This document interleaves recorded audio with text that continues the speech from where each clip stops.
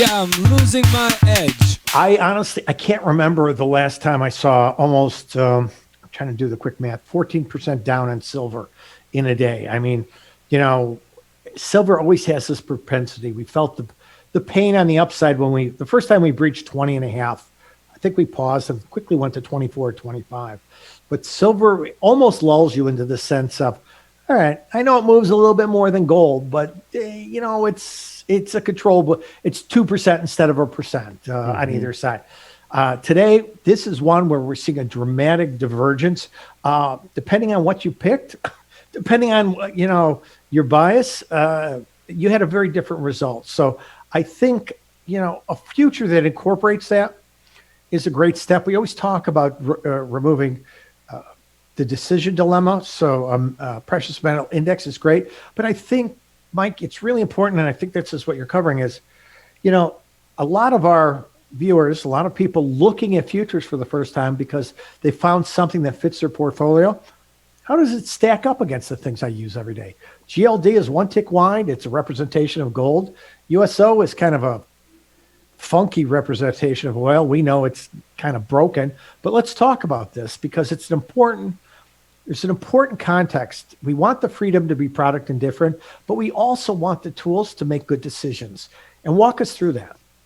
Yeah, you're spot on. And I think this week I would like to take some time to almost step back a bit. And this is kind of a reflection of my progression as a trader, which was a little different from yours. And I guess I could have substituted gold ETFs for silver ETFs. I put these slides together last week, but I think the message stays the same. And the question I always had as a new trader was, do I want to trade a gold ETF or do I want to trade a future? And I think jumping into these first slides here, many people trade or choose ETFs for the broad exposure that they provide. They're great products. They're easily accessible. They're very transparent in their pricing. And as you can see here, they track an underlying commodity like gold pretty closely. And this is a comparison of the performance between GLD, the ETF, and GC, the actual gold future. So if you wanted to participate in precious metals as a new trader, you'd probably go to the GLD ETF. Do you agree with that? I do. And, ETFs are constructed in a number of different ways. And that actually either benefits or is a hindrance in terms of, I want gold exposure. I don't want the clutter. I don't want a miner because I know a miner has a lot of different parts. Oftentimes the value of gold is the least reflective part of it.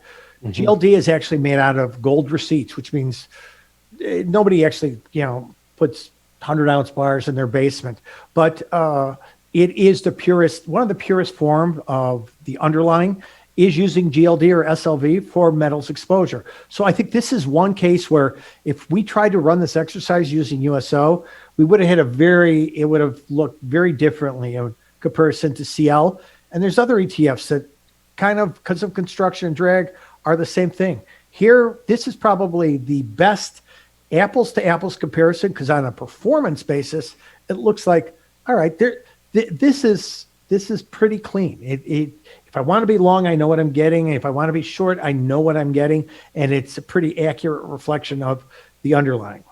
You brought up a great point there too, Pete, was there's not just GLD as well. You have things like GDX or GDXJ, which is a junior miners, which if you're new to trading, I mean, I don't actually know why or what that means. Maybe it's smaller market cap, something along those lines. But if you're a new trader, you just read the word gold and you think, okay, I'm trading gold. Right. Oftentimes that's not the case. And a point I want to make in this presentation is that I think people are choosing ETFs not because of the broad exposure they provide, although they do provide a whole range of exposures, but because there's actually a material mismatch in the product suites that are available to traders. So I think that if I'm a new trader and I want to trade gold, I'll probably defer to GLD, not because it's the best option, but because it fits my portfolio. Right.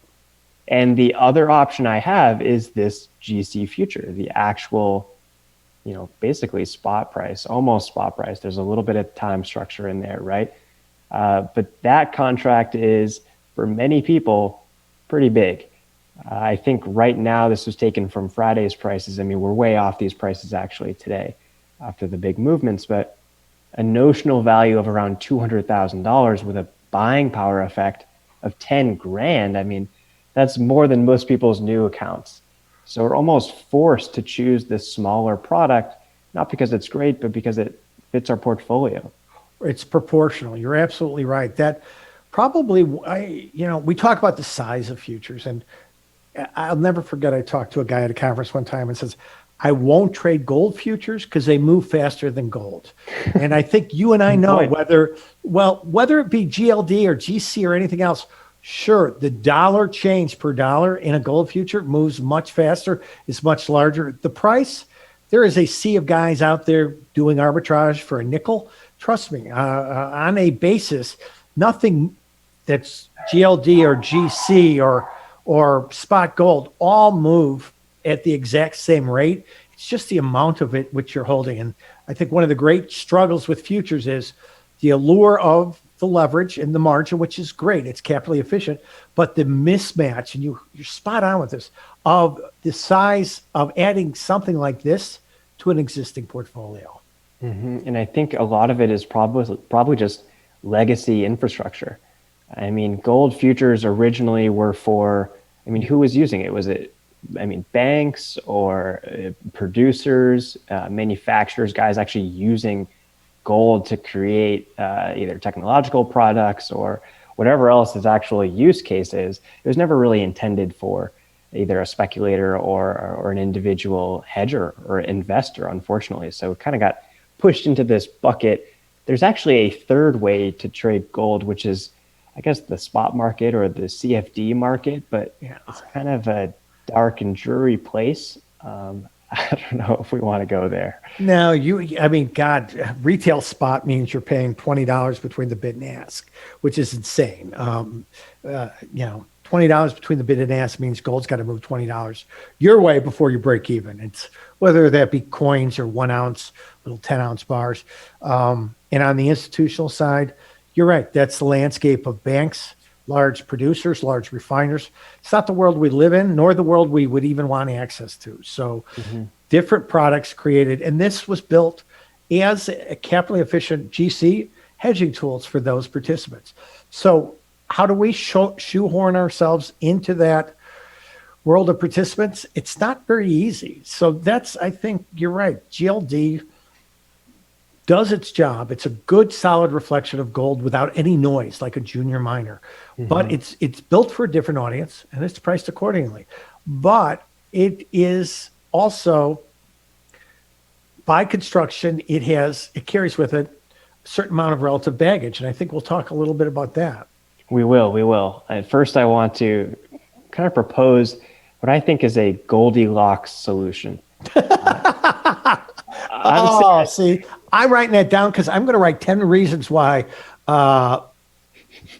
Frank could stay in San Francisco longer. Very good. I love that one. Everybody knows this story, right? It's too cold or it's too hot, or I don't even like porridge, to be honest. But I think that what we've done here at the Small Exchange and kind of helped put together, you and I together, this. I don't mean to interrupt you, but is there vegan porridge?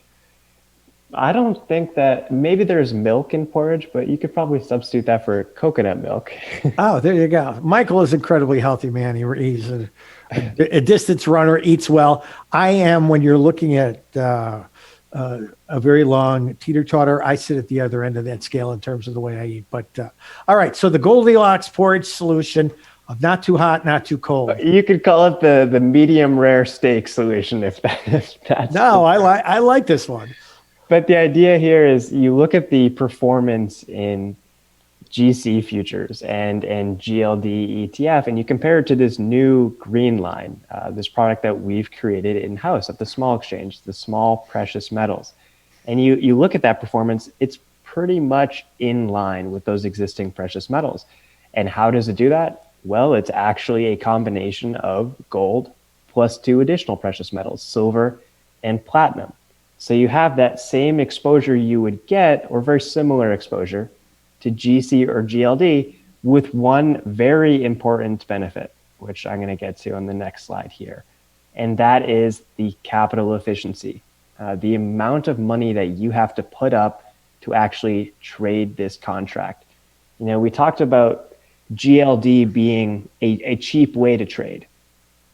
And at first blush, it does look pretty cheap. I mean, it's this price is a little outdated, but let's say as of Friday, it's $185. I think most people starting their trading journey have about that much in their account. But the real crippling factor here is the cost is $185. There's no, I guess, dollar extension. There's no capital efficiency at all. $1 is $1. Right, which is, if you're coming from the world of equities, is really short of us trading on Reg T, is the world most of us live in. Now, the challenge with that is you think, well, 185 feels real comfortable. I know what I put up, it's 185. Here's the challenge, guys. If gold moves by 10%, remember, we've got a big day today and we're down 2.5%. You've made or lost $20. Well, that seems to be tying up even on a $5,000 account where a share of this may make sense, or a $3,000 account. You're really not, when you look at that $20 versus the roughly 200 you're putting up, and you're right, and you get a 10% move and you capture most of it, you're really not pulling out much in terms of the nominal amount. You can always say, well, I'll do more and I'll make more. Absolutely. That's like any other product. But in terms of a return on capital, you are really trapping yourself in a box where it becomes very difficult to generate consistent returns. Agreed. And unfortunately, on the other side of the coin, or the largest bowl of porridge, or the most well done steak, you're getting that capital efficiency, but it's just almost unbearable, I would say, for a new trader to be forced into this institutional world. I mean, you look at here, you're getting about, I don't know, usually it's about 20 to 1 in span margining. You're controlling $200,000 worth of gold, which is a lot of gold, frankly. And it's costing you $10,000. That's great. But I personally don't have the funds to trade that. So what we've done at Small Exchange is basically created a future that affords the benefits of GC with the simplicity of GLD. Right. And, Mike, you make the 196,000 notional is huge. Now, if you did have a $50,000 account and you think the margin on that gold at 10,000, well, that's about 20% of my account, but it's on the edge of, if I really like gold or I don't like it, I could fit that in. But guys, today from high to low was close to a $9,000 move in P&L. So while you look at that 10,000, it in no way is a throttle on maximum loss, what you could lose. It is, the nature of futures is they're margin different. And there's a whole explanation. Understanding that explanation will never put $1 in your pocket, except, the fact that these are more leveraged products. Leverage used effectively is very productive to your return on capital. Used poorly or oversized, we know it's destructive. But that is, for me, the $10,000, you're absolutely right, is 1 point. But from experience, it's the $8,000 swing that's really the most, by far, unpalatable part of institutionally sized futures. Mm-hmm. Yeah, it seems like an effective tool until it kind of cuts you the other way. Oh, yeah. You touched on another point too, Pete, that I think is worth elaborating from a portfolio context as well. When you can stretch your money a little bit and reap the benefits of span margining, you're not allocating as much to one specific position. You may want to add gold to your portfolio, not as a primary speculation, but actually as a hedge, right, as a tool for diversification. And that's really another huge benefit of futures is getting exposure to commodities like gold and like silver. So when you can reap the benefits of span margining, you can have a long stock portfolio as well, and just add a little bit of gold and know that you're getting the benefits of capital efficient futures. Right. Absolutely. And, you look at that $9,000. So you've taken a product that lived in the world of institutions and $9,000. Can you get $9,000 of GLD? And I'm sure we're going to talk about this. Absolutely. What's the cost of that exposure? Now, as long as I understand what I'm exposing myself to, and I can start to size up the efficiency of futures that are appropriately sized, then we could start to do a very frank discussion of, at the end of the day, what we all want to do is appropriately size our portfolio, as you mentioned, add diversification, and also do so to enhance our return on capital, whether that be a $2,000 portfolio or $200,000. Really, at the end of the day, that's what we're looking at. What are we doing with our money that we have? Spot on. And the dollars are the most important asset that we have, right? Is being efficient with our portfolio. So I think where we're going to kind of wrap up in a little bit about the sweet spot of the porridge is that SPRE, the small precious metals future, it's going to afford similar exposure to GC and GLD. Yep. It's going to give you that efficiency and also that smaller size. So when you talk about putting down $10,000 to trade GC, but then it moving $9,000 against you, that really stings. I mean, if you were on the other side of one of these big precious metals moves today, it would hurt quite a bit. So what I've done here is actually plotted the notional value of each of these products. So you have precious metals on the left, and then GLD and GC on the right-hand axis here. And unfortunately, these numbers are a little small, but I just want to highlight the low to high notional swings in each of these products. So the low here, it looks like April and SPRE was about $5,000, rallying up to that high of, I would say, we'll give it 8,500. Sure. I mean, that's $3,500 of movement. So if you're a long one contract, that's your P&L essentially. Compare that to something like GC, which moved from a low of 150,000 to 200,000. It's a pretty big move. Right. I mean, this is less than a year. Granted, these are some of the biggest moves we've seen in metals in probably decades. But I think there's something to be said for smaller contracts and always being able to scale up, but you can't always scale down. Absolutely. That's the key to, and time. You want it to, smaller contracts give you time to learn and build strategies, and equally important, mechanics around management, especially directional strategies. Oftentimes we run out of time. And when I say we run out of time, we either get disheartened or we get a much smaller account in terms of the dollar amount. So you're right. These products of this size give you time to build strategies, build market awareness, and build mechanics. So, let's just finish the comparison though, because I think it's so important to look at the ETF equivalent that so many of us may be familiar with. Sure, and that's GLD for a lot of new traders, for existing traders as well. Remember, there's not anything wrong with GLD. It's just the way it's constructed that can make it sometimes tough to trade. So you look at that same notional move. This is on 100 shares of GLD. So I just took that price, multiplied it by 100. So it moved from 14,000 up to 19,000. So boom, you got your $5,000 move. It's about the same as the precious metals. But what was that cost? Remember, you're being margined basically dollar for dollar. Right. So to receive that $5,000 P&L, I mean, you're putting up $14,000. It's a much lower return on capital than you'd see with the futures equivalent. And remember, that's detracting from where else you can invest, where else you can hedge, where else you can speculate. You always got to remember the portfolio context.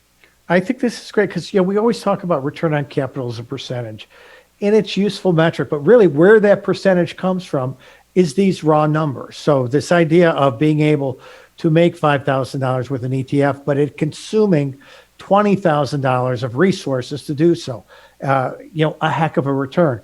But to make $5,000 and where was it? $3,500 from our low to high for SPRE using $450, you then see the difference. Now, there's no guarantee of one, that means you're buying the low in any of these and selling the high. We all know that this is an exercise in comparison, not in actual trading. Mm-hmm. But within that framework, especially for the active trader who's back and forth, having opinions on both sides, that efficiency plays through on a consistent basis that it's challenging to get with the ETF world.